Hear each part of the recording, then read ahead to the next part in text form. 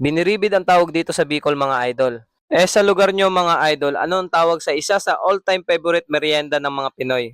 Comment down below mga idol at tingnan natin kung saan nakarating tong video na to. Ayan mga idol. Naku si guys. Ayan.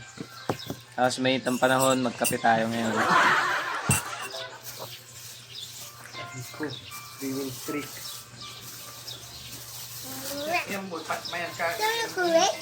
Di yun, imin Sa mga idol, bye bye. 3 wins straight. Ngayon kami kakadirin. Pagkakapating milmahin kulog mo, ay hindi lang. Siya, flat. Tapos may asukal. Sabi. Hindi, yung isa may sukal, ganito talaga. Nahawaan lang. Mas masarap yung asukal lang walang ganyan. Ano. May butas, ano yan, yung dito. Ito yung asukal niya kasi parang nagka-caramelize. Ayan. Ayan, Sa caramelize. stick pa, anong stick? Hop. Ano yan, yung butas mo natin, ano yan? Yung labas lang yung dabutet.